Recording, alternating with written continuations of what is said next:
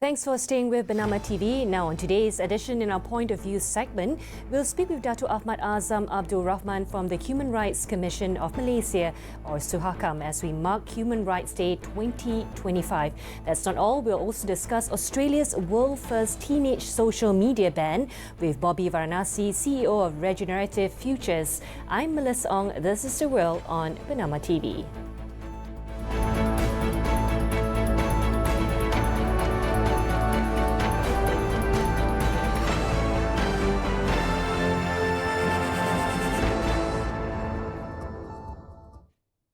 The 10th of December marks the International Human Rights Day, and this year's theme is our Everyday Essentials, a reminder that human rights are part of the daily realities we often take for granted. Now, to help us unpack what this means for Malaysians, we are joined virtually by Dato Ahmad Azam Abdul Rahman, a Commissioner at the Human Rights Commission of Malaysia, or better known as SUHAKAM. Dato, thanks for doing this, and I'd like to begin with this. How does SUHAKAM interpret this year's Human Rights Day theme, our Everyday Essentials? What does it mean in the Malaysian context, Dato?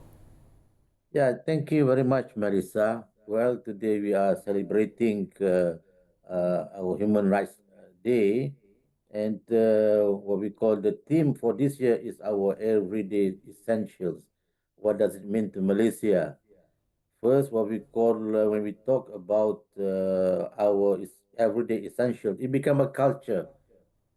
The question of human rights, the right to education, right to health, right to livelihood, right to clean air, right to development, right to person with disabilities, right of children. It become a culture whereby everybody is playing their role. The government is playing their role. The civil society is doing their role. The society in general is looking at these rights as a part and parcel of their life. So what we call it become essential. It is important, and it is an part and parcel of our daily life, and it become a culture whereby if there is a what we call the right of education is being denied, then the whole society, the government, and everyone is concerned about it. When the right of health is being denied, the right of livelihood is being denied, discrimination against race and religion happen rampantly, everybody will react to that. As it become a culture whereby everybody is looking it as a part and parcel of their life, and nobody should be discriminated, nobody should be denied with their rights. This part and parcel of their life and the society itself. Now, That is Dato, I mean, essentially what it usually is. Yeah. people will see human rights as what you mentioned in the latter part of your insert, which you said that it is part of, like, people will stand up, if they are denied of education or, some social justice that's happening around Malaysia. But people do not really see human rights as the essentials, like the food we eat, the air we breathe, and the words we speak. Now, how can Malaysians better understand that human rights are not abstract, but part of their daily experiences, just as the title or the theme for this year, which is the daily essentials? Your thoughts on this? Yeah, what we call first, the rule of law must be well established. What we call the society must be run based on rule of law, and the rule of law must be observed by every society, from the implementer to those who are affected by the law. And secondly, what we call people cannot compromise anymore.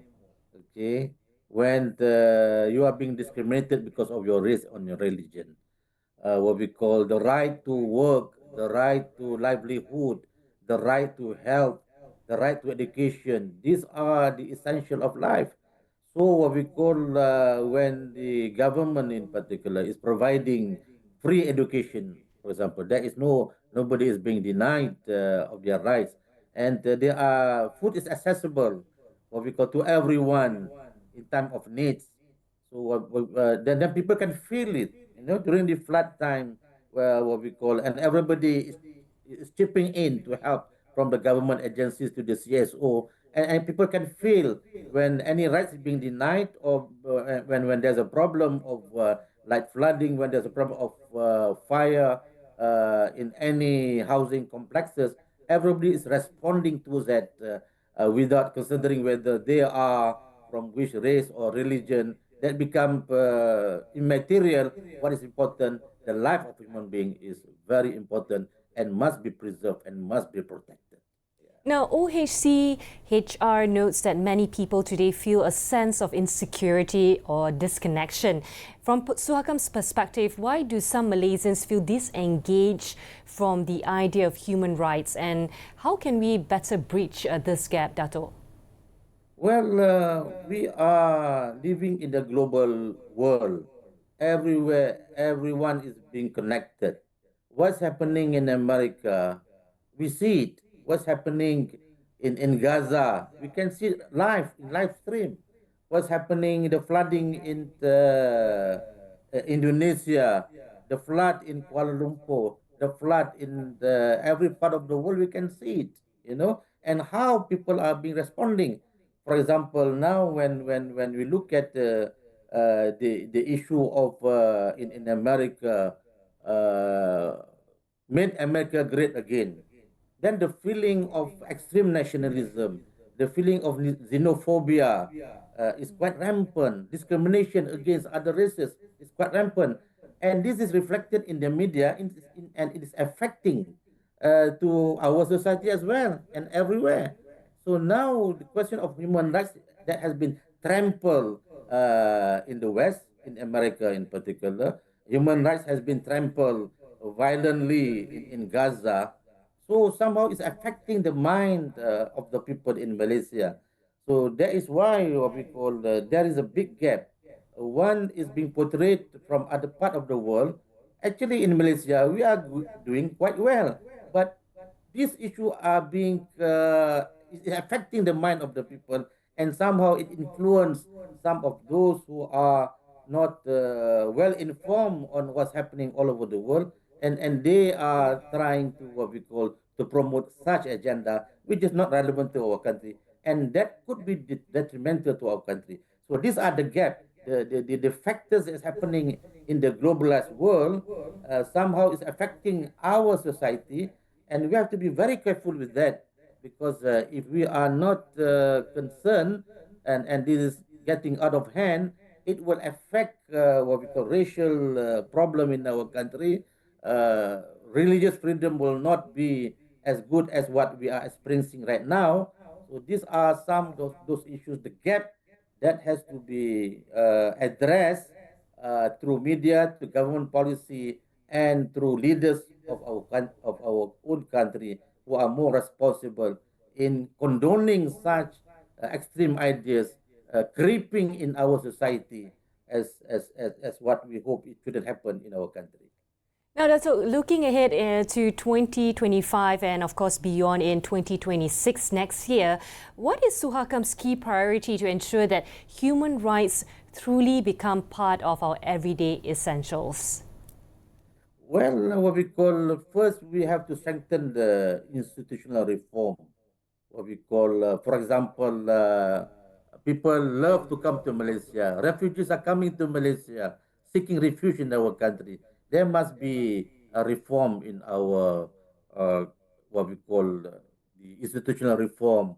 Our law must be reformed so that we are more humane in treating the refugees in particular, ensuring meaningful inclusion. Now, what we are talking about the marginalized. We're talking about the vulnerable group that they have to be included in policy making. Swakam is talking about the right of children that should be given their rights, their views, their expression on certain things must be given some leeway for them to express themselves, expanding the human rights education. Human rights is part in in part and parcel of our life, and it has to become a culture. Nobody must be discriminated. Nobody should be treated unequally because of race and religion. So these are very important things that we are what we call we are focusing on, and of course we are reviewing and harmonizing national laws so that our laws will be in line with the international rights standard. So these are basically what we are trying to do while enhancing monitoring and accountability on the what we call issues, so that the commitment that we say must be translated into measurable and sustained action. So basically, Well, these are what fantastic we are trying to efforts, do. Yeah, Dato, and we yeah. wish Suhakam all the best, especially in the coming year. That's all the time we have. Thank you for your time. We look forward to speaking with you again. Now, as we mark Human Rights Day 2025 with the team Our Everyday Essentials, let us remember that human rights are not abstract ideas. They shape our daily lives, guide the choices we make, and unite us across differences. I'm off to another short break. Up next, we'll be joined by Bobby Varanasi, CEO of Re-generative Futures, to discuss Australia's new social media ban for under 16s. We'll be right back. Stay tuned.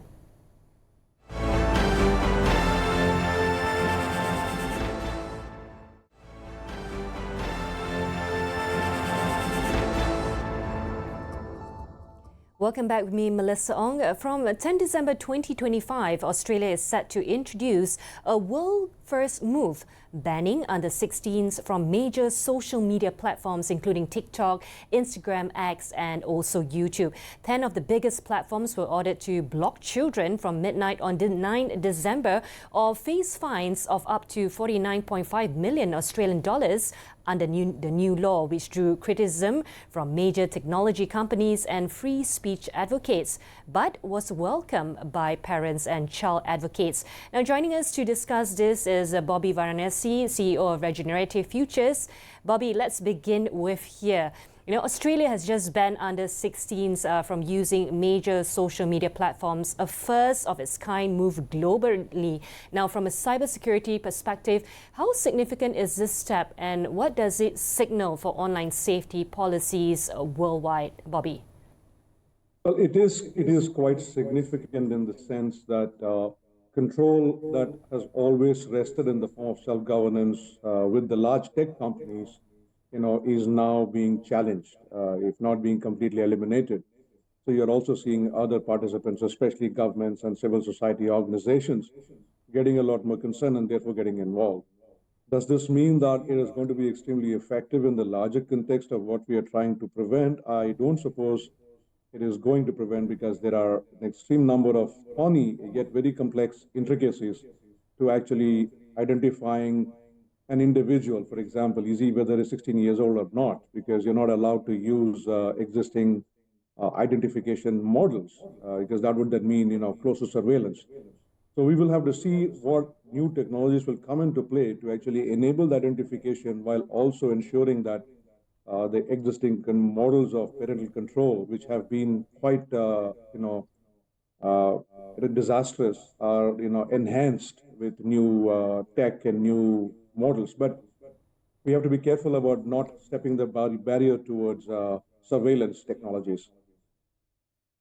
Right, and the government says the ban aims to protect children from harmful content, fundamentally pushing for this whole idea, which is like cyberbullying, grooming, and addictive design features. Do you think banning access to is the most effective approach compared to digital literacy and, of course, parental guidance? Yes and no. Banning does indicate, the seriousness of the issue, right? And which is earlier, cybersecurity was always considered to be a small part of an organization's endeavors, corporate issues. But now this has become a social issue. It has an economic implication. It does have cross-border implications as well, and impacts to the next generation. So yes, it is welcome in that sense. Where it is not welcome is the manner in which it is manifesting with respect to in enforcing the ban. For example, enforcing ban on 10 platforms is not going to make much of a difference, because there are another 20 odd platforms. Interestingly, many of the gaming platforms have not been included, outside of probably Twitch. So, which is going to push all these kids, to move into other platforms, unsupervised platforms. And there are many other platforms like a Discord and others that do tend to play real roles of not just social media, but also gaming. So there are all these modulated, apps where there is significant amount of not just cyberbullying but pedophilia as well present. So are we going to effectively ban all those applications that come to play? That's impossible. And even if we were to increase the number of apps being banned, what is going to happen is people are going to look for circumvention alternatives, particularly using VPNs. I know. So there is only so much you can do in the absence of leveraging national data to effectively identify a person's date of birth to allow or disallow a person onto the platform. Well, what you say is true. I have a 14-year-old son, and his friends are all talking about this ban. And I think the more critical part is they say that don't ban what they play games online. But I guess this is one of, there's pros and cons to this move. Now, the ban relies on age verification technologies such as facial recognition, ID checks, and age interference algorithms. How reliable are these systems, especially for teenagers, and what cybersecurity risks might they introduce? Well, current National Institute of Standards and Technology assessments of all these age surveillance models indicates a 30% error rate. So that is, woefully insufficient to argue that these technologies are mature enough. Alongside that, it is also extremely difficult to, attribute a person's age by just looking at facial features, right? Different people in different parts of the world are going to look, different, and you cannot just extend those logic to an entire nation or entire population. So these will not be effective. What we will be looking for is some newer solutions that probably is going to come in from the privacy side of the world. That are going to come in essentially when cybersecurity becomes, by design, like privacy by design in all of these systems that are being deployed. Currently, privacy by design is not a standard model adopted by any of these platforms because it then uh, stifles both innovation, but it also does not allow for free flow of information and content, which is as you all know, data is the new oil. A lot of the content that generated is actually used for creating marketing algorithms and a whole lot of other stuff, right? So there can be a lot of stifling of that data creation process. So yes, there is no straightforward answer. Technology might help to a certain extent, but regulation, I think, does put in the minds of people the seriousness of the implications, and therefore pushes parents to start taking more control of their own accountabilities. Totally agree, Bobby. Now, several countries from Denmark to New Zealand to even our country, Malaysia, have signaled they may study or emulate Australia's model. What lessons could we take from Australia's approach, and what cybersecurity considerations should we keep in mind? The first lesson is to understand and appreciate, is the ban going to be as effective? So yes, we are not taking a jump off the cliff approach. So we are waiting and watching. Probably next year the rules will come into play. Will we remain just happy with the content moderation algorithms at this stage? No, we won't. We definitely know for a fact that it is causing a lot of harm. But lessons from these countries will definitely help. And I think some of the work that actually EU is doing, as well as the US is doing, will actually inform us on what necessary steps should we take. So as opposed to just a penury penalties that Australia has imposed as a lesson, as a case in point, we may have to look for both a carrot and a stick. A stick alone does not help. So how would the carrot look like? What is it going to translate into pushing people to actually look at privacy by design? And I believe NACSA, our National Cybersecurity Agency, is very well placed to actually think through and also latch on to the one initiative that Australia has, initiated on the side. Why this ban is just started today? Australian government's e-safety commissioner, along with Stanford University, has actually established an advisory board of about 11 different people around the world to study the implications and to come up with specific solutions. And I believe Malaysia, with its key partnership with Australia, should actually take an active role in being a part and parcel of that advisory group so that we can learn both lessons and we can also perhaps contribute to the larger structuring of our cybersecurity by design, approaches that we have. We are now really looking at it as what do you call strategically, right? So I would see that as a focus area for us.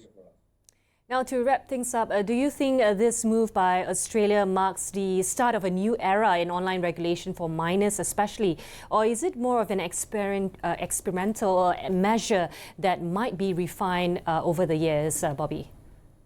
I would look at the larger picture. I would look at cybersecurity in its entirety.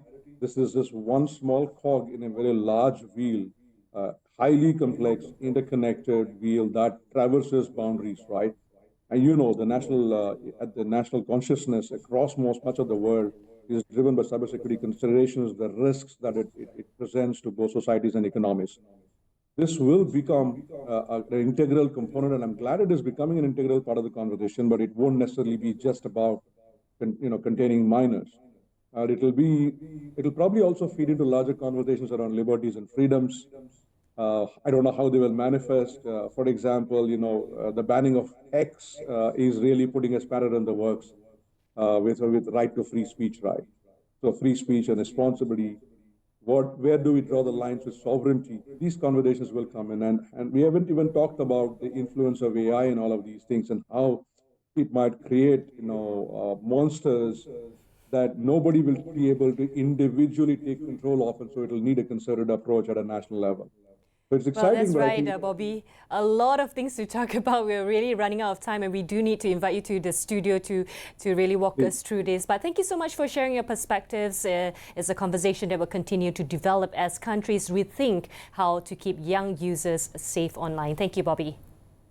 thank you very We much. continue now with the latest developments making headlines. According to UNICEF, around 9,300 children in Gaza were treated for severe acute malnutrition in October. Despite a ceasefire intended to boost humanitarian aid, the number is lower than August's peak of 14,000, but remains far higher than during the February-March pause, indicating aid is still insufficient. UNICEF cited delays, route closures, and security risks that hinder supplies, with food prices like meat still extremely high. AUN Monitor earlier warned famine conditions affected about 500,000 people, or a quarter of Gaza's population. Moving on, South Korea's defense ministry said North Korea fired multiple artillery rockets into the Yellow Sea yesterday. The launches were detected around 3 p.m. and South Korean and U.S. intelligence are analyzing the rocket specifications. The military said it is closely monitoring North Korea's activities and maintaining a strong joint defense posture to respond to any provocation. The incident follows North Korea's ballistic missile launch on November 7th, after it condemned new U.S. sanctions over cyber-related money laundering schemes. We move to Cambodia-Thailand conflict. Senior advisor to Cambodian Prime Minister Hun Manet said Cambodia is open to immediate bilateral talks with Thailand to end their escalating border conflict after both sides accuse each other of violating a U.S.-brokered truce. Heavy weapons have been deployed along their 817-kilometer border for a second day, with at least 13 killed and hundreds of thousands displaced. Thailand insists Cambodia must take the first step to de-escalate and has ruled out mediation, while fighting and landmine accusations continue.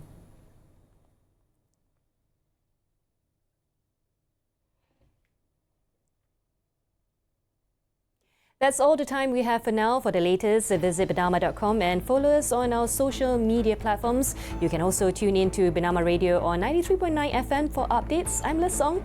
This has been The World on BERNAMA TV. Thanks for watching.